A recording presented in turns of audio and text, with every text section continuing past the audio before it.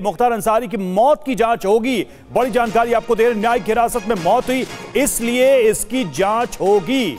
तो जिसका जिक्र हम कर रहे थे इस मामले में जांच की बात, तो देखिए अब वो खबर भी आ रही है कि मुख्तार अंसारी की चूंकि मौत न्यायिक हिरासत में हुई है तो इसकी जांच होगी और इसकी मौत को लेकर जितने भी सवाल हैं उन सब सवालों के उत्तर देने की कोशिश होगी इस जांच के माध्यम से। हमारे साथ वरिष्ठ पत्रकार ब्रजेश शुक्ला भी जुड़े।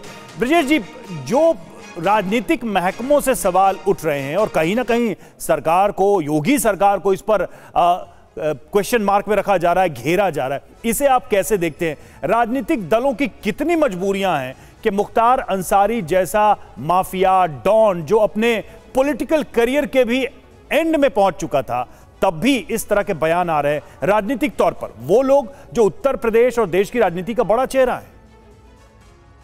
देखिए, इस तरह के बयान इसलिए आएंगे क्योंकि चुनाव अब बहुत नजदीक है। चुनाव ना भी होता तब भी बयान आते हैं, लेकिन ये कहीं ज्यादा आक्रामक ढंग से आएंगे।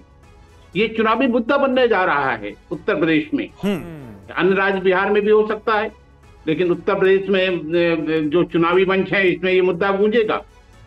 और ये क्यों न गूंजे, वास्तव में ये जो जांच हो रही है इसका तो अच्छे बेहतर ढंग से जांच हो और इसका दायरा बढ़ा दिया जाए कि किन लोगों ने संरक्षण दिया, किन लोगों के संरक्षण में इतना आगे बढ़ता चला गया, किन लोगों के संरक्षण से पंजाब भेज दिया गया, किन लोगों के संरक्षण से पंजाब में ऐसो आराम करते रहे, वहां से लाने के लिए उत्तर प्रदेश सरकार को सुप्रीम कोर्ट तक जाना पड़ा।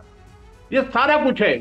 मैं एक बाहैसियत जर्नलिस्ट, मैंने इस स्थिति को देखा है। मैंने उत्तर प्रदेश में लोगों को लुटते मैंने देखा है, तो दर्द होता है मुझे। अब जिन लोगों ने संरक्षण दिया वो कौन लोग थे?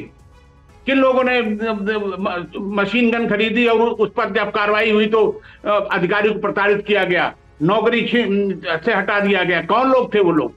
तो जांच हो जाए तो सारे बिंदुओं को शामिल कर दिया जाए उस जांच में। ये जो स्थिति है ये चुनाव का मुद्दा होने जा रहा है, मैं बता रहा हूं आपको। और ये ब्रजेश जी, आज अखिलेश यादव की तरफ से, ब्रजेश जी, अखिलेश यादव की तरफ से कहा गया है कि सरकारी अराजकता का दौर है। आपको लगता है कि 2017 में यूपी का निजाम बदलने के बाद इन बड़े बड़े माफियाओं के लिए बहुत हद तक वक्त बदला? उसी कड़ी में हम अतीक और अशरफ को भी जोड़ दें और अब मुख्तार अंसारी, क्योंकि एक जमाना होता था जब गाजीपुर जेल में ताकि ताजी मछली, रोहू मछली मिले, मुख्तार अंसारी को इसलिए बाकायदा जेल के अंदर तालाब बनवा दिया जाता था। तो एक दौर तो वो भी था। वो दौर था। मैं फिर कल भी मैंने आपके कार्यक्रम में एक बात बताई थी। मैंने वो दौर देखा है जब मुख्तार अंसारी विधानसभा से निकलते थे तो बाकी मंत्री निकलते थे तो उनको तो सैल्यूट मिलता था, बाकी ये जब निकलते थे सैल्यूट के साथ लोग झुक जाते थे, तमाम अधिकारी कर्मचारी, और बाकायदे दीवार से चिपक जाते थे। ये दौर मैंने देखा है। मैंने वो दौर भी देखा है जब बड़े पैमाने पर लोग इनसे मिलने जाते थे, तबादले, और वो दौर भी देखा है जब सपा की गोद में बैठते थे, जब बसपा की सरकार आ जाती थी, बसपा भी इन्हें अपना लेती थी तो सबके लाडले थे।